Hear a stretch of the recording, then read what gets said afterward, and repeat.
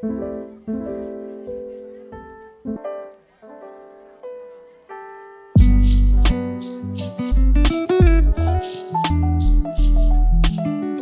everybody, welcome back into another episode of the Real Family Business Podcast. Joined today by our CEO, Josiah Rollo, our Director of Digital Innovations, Josiah Rollo, i.e. Little Brother, and our Chief Technology Officer, Daniel Horn. We got some great topics to talk with you guys about over the next few episodes, but I think in episode 5, what we settled in on was discussing the idea of being a learning leader versus a knowing leader. You know, we've talked about vision and the beauty of a family business, but it really takes a certain type of person who's willing to go out and grow and develop as a leader as you scale and grow, right? There's new people below you, and you have to constantly show them that you're willing to work as hard as they are to lead from the front, if you will. So Josiah, I know, coming to the business, what has it been, 3 years now, 3 years? Maybe more than that. I think it's 2020. Oh yeah, so about Oh yeah, absolutely, that's crazy. So you've been in the business now for enough time. I know me and you were talking earlier today, and you had some thoughts on this topic. Yeah, I do. So when it comes to being a knowing leader versus a learning leader, one question I'd like to pose to y'all is: can a leader ever be content with what they know, or do they have to always be a learning person? Well, I mean, everything's changing. When things change, we've seen that in the technology world, we've seen it in business. You can't be content with what you know. I mean, I think back to when I started here, 11 years ago now? We're not doing anything the same way. We've changed all of our, almost nothing. Our paper files, we don't use those anymore. I like paper. Not so as you can tell, no. Yeah. But I mean, everything's different. All of our processes are different. We've improved basically everything, but that's because we learned how to do things better. So obviously you can be a knowing leader, set in your ways, but you're not going to grow, and you're going to miss on the opportunities that come with things that change. Now, your core values, who you are, that should not change. Those are things secure in, you don't give up on that. But we're talking about business and innovation, right? Learning, becoming better as a person, as a department, as a company. And I don't know anyone who could say you just can be set in your ways. That's another way to put that. Yeah. As opposed to ever learning. Yeah. And it actually work well. Yeah. I think one of our Rollo rules really applies to this. It's rule number 4, perfection is impossible. Dream it, chase it. And I think we built that rule around the concept and idea that, perfection, or that idea of like it being final and complete in this side of business, right?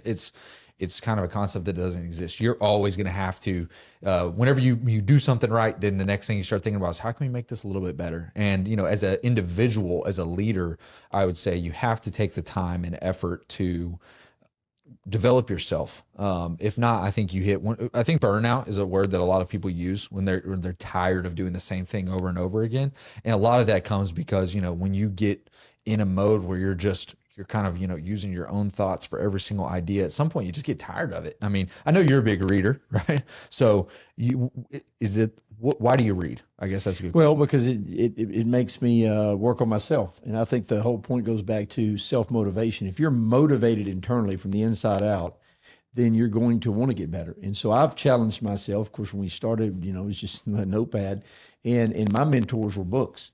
Or seminars. Yep. And so when I would go places and I would see people and hear things, and then also, Zig Ziglar, Automobile University, I would always try to better myself by listening to some of those cassette tapes. Do you know what those are? Yeah, that's a good example of a learning leader, So getting away from that. Learning how Spotify works. Hey, by the way, I got that recently. That's life-changing. Yeah. He's moving up the transition from Pandora. It only took him like 3 hours to figure out how to open the app. And Well, Pandora, I had it because it's free. And after so many years of listening to commercials that are not your favorite commercials, I'm like, I can't do it anymore. And so my wife got me Spotify, and it's like literally it's changed my life. Well, because there's the big swings of things, right? Like big changes in technology, upgrading from a cassette to a DVD to a digital audio. Those are big changes that can happen, but there's also small changes that can happen, right? Criminal. Like changing from Pandora to Spotify is a small change, but it really is a difference, right? There's nuances that can change as well. So when you're becoming a learning leader, it's not like I can learn this thing once and I can set it aside. No. Sometimes things change small or in incremental ways. I think technology has brought that to light. That's my opinion, is that's the biggest disruptor of things changing consistently. I know, whenever I got into the agency, being brand new and being curious, I know that there was a couple of times where I'd ask like I'd ask mom, as she was in the business, right? She was our CFO, and I'd say, hey, why do we do this thing this way? And she's like, oh, that's just the way you have to do it. And you go back and you learn, it's like, no, that's the way you had to do it a year ago. But with technology, and you know how this works with technology, It's weird because literally overnight they roll out a software update and it completely works differently now versus before. I mean, I don't think, did anything change that quickly before? Well, let me just take you back to many years ago. I can remember reading and going places, and the big thing was, hey, you need 2 monitors. Yeah. And I introduced this to some of our more veteran staff who are still with us, who are amazing people, by the way. I'm like, you would now, but back then you need 2. No, I don't need 2. That's a waste of money. No, I'm telling you need 2. Yeah. The technology says you need 2. And now they have like these laptops with fold outs and 4 monitors. And it looks like a cockpit of a plane. So they changed, but sometimes change is hard. Yeah. Well, there's not a lot of ways you're going to get a multiplier in your productivity without some kind of new tool or some kind of new technology. I mean, you can't work 10 times harder. You just can't. You definitely can't work 10 times longer because there's only so many hours in a day. So you're going to have to find some tool that's a lever, some kind of machine that's going to increase your productivity from that side of things. And the point is, use the machines to make you better as opposed to machines taking over what you do. And some of that, I think, is, especially as a person, I'm 50, right? I'm grandpa now. And so it's a mindset, though, to getting better. And goes back to your question of being a learning leader versus a knowing leader. All this really comes into play. Yeah. And I think, too, let me ask it this way, because I want y'all's opinion on it. Why do you think people are not learning leaders sometimes? Like, what makes a person who at some point they had to probably be a learning leader to develop something and grow? You had to take a lot of information in and make decisions quickly. Why do they get in that state where that's not as important anymore? I can answer that pretty easily from my perspective, and y'all can comment, but complacency. Yeah. It's easy to do it the way I've always done it, and therefore just, hey, I don't have to put forth the effort to learn something new. And I believe some of that's just the way people are, because it's like hard. And it's hard to change, and because it takes effort, and we become comfortable. And there's something good about being comfortable. I think you can go too far the other way, but at the end of the day, that challenge is not always easy. People like simplicity. And so people think, if I can simplify this down, then I can do it that way, and I know how to do it, I'm going to stick with it. Yeah. But the problem is, with such a complex system, it changes so much. You can't be complacent like that. And complacent's a good word. How often do we go to a place to eat and order the same thing over and over and over? Why do we do that? Well, change involves some level of stress every time. Correct. Even if it's for the positive, it's going to involve some level of stress. Let's say you're going to a restaurant, you order something new, you're going to have at least one moment of doubt where you're like, have I messed up? Am I going to like this? Then it comes out and you look at it and you're like, this isn't what I thought it looked like. Yeah. And you try and like, oh, this is actually good. Yeah. Used to be but a $7. Some piece of it is stressful. Used to be a $7 mistake. Now it's like a $27 mistake because of the meal inflation. Exactly. Yes. I would say this. I think that whenever I think complacency is the correct answer. I do think that. But I also think to some degree is the upside going to be worth it? Right? Like, is there because anytime you make a change, not only do you have that moment of, did I make a mistake? You also, even if it's the right choice, you probably still have 6 months worth of more work. Yes. At a lower level of productivity, because you're basically changing long term. This is going to be a better decision. Very rarely can you learn something, apply it, and it makes a humongous impact on everything with no level of, I got to get better about this. And I'd use like football as an example of this, right? Like, I remember when Nick Saban and Alabama were like against running the spread. The verticals concept, they did not want to do it. Yeah, they didn't want to do it. They wanted to hand the ball to Derrick Henry, which he's a stud, so I would have too. I formation, they want to do it the same way every time. Why? Because they were good at that.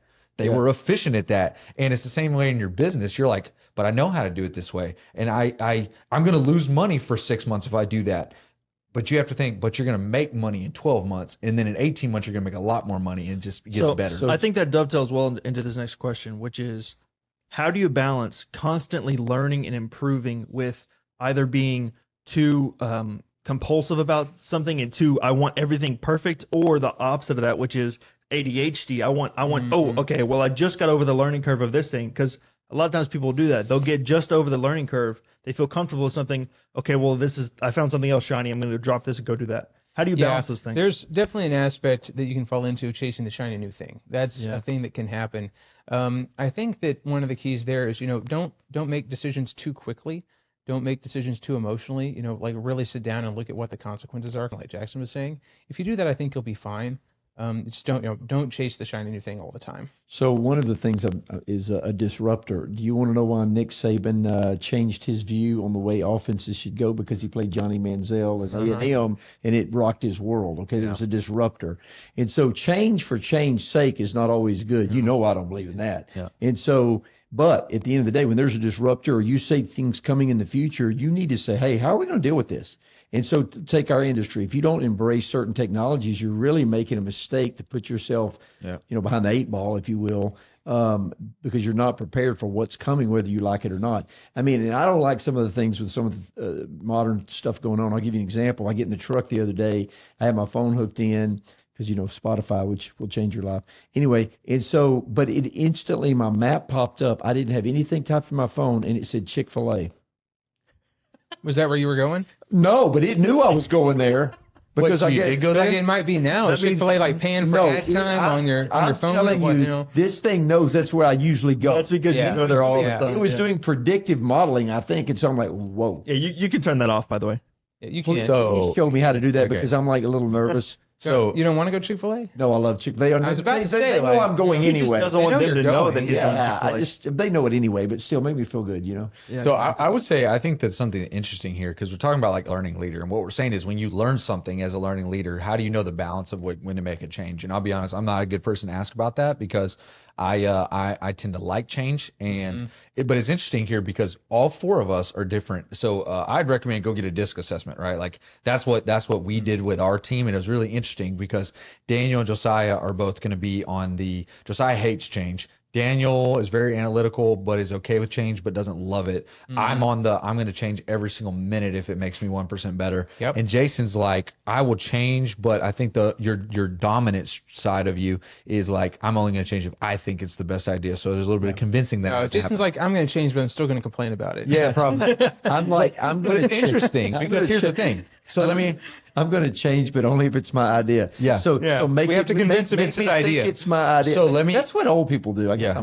So let me ask this question though, right? So that doesn't change the fact that we're all still learning leaders. The fact that we like or do not like change to a certain degree. So you might be thinking in your business, first of all, go get your people tested because then you're going to know, okay, when we make a change, those 2 people are going to be the last 2 we got to convince, and these are the first 2 that are going to come with us. You actually can do that. Yeah, for sure. I can. I'm just certified to do that stuff. But what do you do? What do you read, or what's your development strategy? Because we all have one. I would like us to talk about that for a second because again, we're all learning leaders, but we might be different in how we handle change. It's not, they always don't go hand in hand. Yeah, that's actually interesting because, as y'all know, the role that I'm in right now, I was not trained to do. Yeah. Especially the video production, things like that. All of that I learned myself, and I learned from watching YouTube videos, listening to podcasts, things like that. That's how I learned the best, visually watching or doing something and improving day by day. Woodworking is how I learned the same thing. Just mindful practice, over time development, day by day, getting better, a little bit at a time. There's a lot of trial and error. There just is. Yeah. I think a big word that goes into a lot of this is humility. I think you have to accept the fact that you don't have all the answers all the time. You might have some of them. They might have gotten you some level of success, but they might not get you farther, and they might play out. So you have to be humble enough to understand that, like, maybe I need some more answers. I think reading is huge. Yep. I mean, books are conversations. That's the way I look at it. You're having a conversation with somebody who hopefully knows more than you do. Yep. And so how many books do you read a year? 50. 50. What are you, books or podcasts? I can't remember. So I do podcasts, but I do audiobooks. He's a millennial. He does Twitter.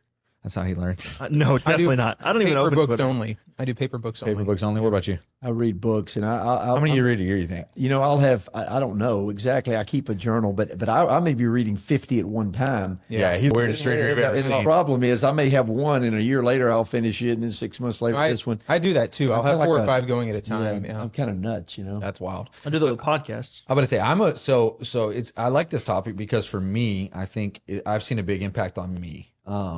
I was a little bit burnt out at the beginning of this year just because I'm 27 years old. I'm pulling every bit of ideas that I have off of just things that I naturally know through. Maybe it's a technology that I kind of understand how it works or whatever. But I didn't ever really have any, traditional. I wasn't trained to do this either, right? English degree. So beginning of this year, I started reading. I'll probably read around 15 books this year, where I read 0 last year.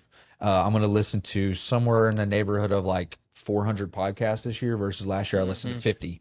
So I have increased my intake of information, and it's made things make so much more sense. I could be reading a book on, like, I know you're reading one on the Roman Caesars. I'm about to read that one too. It's like, that has nothing to do with business, and it probably still in some way fixes a problem that we have within the business. So you gotta go out and develop. A problem, I think, is a big deal though, because if you're thinking about a problem, even weird sources like that, you'll find solutions. That's the thing too. I mean, one thing that I always hear is like, people will say, "Oh, I'm never going to need that information. I'm never going to need to know that." And I'm like, how do you know? How do you know what's coming for you that you won't need that information? That's an arrogant thing to say. You don't know what information you'll need. This is a weird example of that, but lately I've been getting into tea, and specifically Chinese tea, and it's called Gong Fu, which is where we get our word Kung Fu.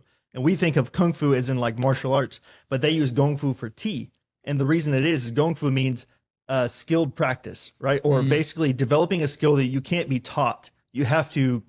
What are you doing over there? Skilled practice. Skadoosh. Yeah, that's right. Basically, Panda. So the idea is you can't. There's nothing a professional chef can tell to an amateur chef to teach them how to perfectly chop vegetables in a fast way. You just have to get better at it over time. But that's a good example of, so you're taking something that seemingly has no connection, but it does. It does. Yes. I'll take the example of your mother.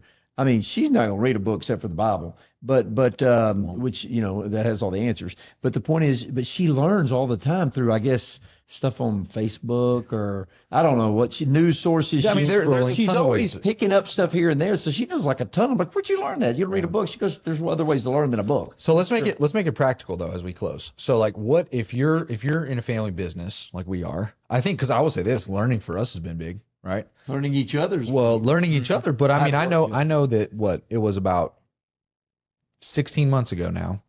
You'd been reading for forever. I never liked to read. No one else on our leadership team really liked to read except for Daniel. And we started reading every quarter as a team. We read the same book. We discuss it in our leadership meeting. And it was crazy. The first time we read this book, and then we sat down and we're like, oh, you know what? Daniel used to call this problem X, and I called it Y, and he called it Z, and the book called it A. So guess what? We're all going to call it A from now on. It fixed the communication problem, and everything got better. So we've been big on learning and forcing ourselves to learn, and I know it's changed everyone's outlook on it. So everyone might say, hey, well, my people don't like to read. Yep. Well, a lot of people, like you were saying, didn't like to read. We all read that book. We had to stop that conversation because it was going on too long. We were taking too much time to talk about that. More than you think they did. So reading is one practical way we can do it. And I'll say about that, and as a leader, I've read for many years, but I did not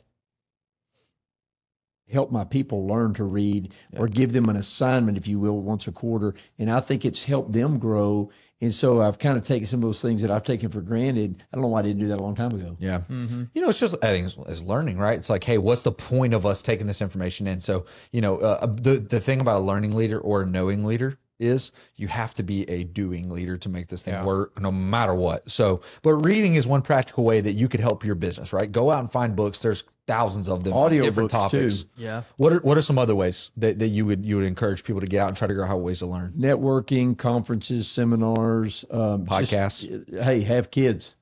We have 4 kids, and just watching them grow up in sports, and I know Daniel and I we all love football. Yeah. But in Josiah's woodworking, learn when you learn in anything, you can make the connections practically to what you do to make a living. Totally. And I think that becomes fun. I know, like with me, I read a lot of journals, things like that, but it's not work to me. It's like, it's fun. I like it. Yeah. Mm-hmm. You guys have anything on like practically like how we wind this episode down of advice? Yeah, I think have good conversations with people, listen to people. They're going to tell you what their problems are. If you're listening, at least between the lines, I think that's a big key. Books are one way to have a conversation, but just have like an actual face-to-face conversation. Yeah, and following up on like what he said is seek solutions, and if you do so, then you'll find ways to learn and improve. And you hit on this earlier, but learning your people in terms of what should a leader learn. First of all, learn your goal. Second of all, learn your people, and then align your people towards your goal. Yeah. Yeah, I would just say, kind of going back to Daniel's too about people and conversations is you have to be. I've changed my mindset about this. Is like every conversation I have with anybody, I'm trying to learn something from them because even if it's a piece of information I know, there's probably a good chance that I don't understand their perspective on this problem or this situation. And so I can even learn, like you said, maybe it's not learning a new piece of information, but maybe it's learning how someone else views the same piece of information within our company, or how someone on our team ticks and how I can encourage them or motivate them. I mean, change management is a word that's used often in like the HR space. And in reality, all that is understanding the whole context, kind of to a better degree than most people, and then leading that group along with you, right? We're making this change. Well, why? I have all the understanding of it. I'm making the decision. I have to get them here with me to make this thing work. So think about this. So we've kind of talked about some of these things. You talk about disc assessments. That's knowing who you are as a person, how you're wired, the way you learn. And then I read this some time ago, and the person said in this quote of this book is 10 years from now, the books you read and the people you meet is the only thing that'll make the difference in who you are. Yeah. And of course, it's a little bigger than that because that's events. I guess that would be people you meet. But think about that. Who are you now? Who do you want to be? And what's the way to change that? It's education. I don't mean just formal education because, again, you can educate yourself in many ways, but it goes back to a commitment to want to learn as opposed to being set in your ways. Mm-hmm. Look, here's the thing. The person you are today, if you have a goal of becoming someone different, you will not be able to be that same person to get there. And the way you change along the way, not values, but the way you change your understanding is through learning. And so I think a learning leader is absolutely better than a knowing leader. You talk about podcasts. I guess it was Plato's Republic or whatever. I was listening to some podcasts on things dealing with some of that kind of stuff that's not exactly my background. But it was pretty fascinating. Even in that, you can make business applications to some of that stuff. Yeah, absolutely. Yeah. But hey, Josiah, Daniel, thanks for joining us today. Thank you for joining us on the Real Family Business Podcast. We'll see you next time.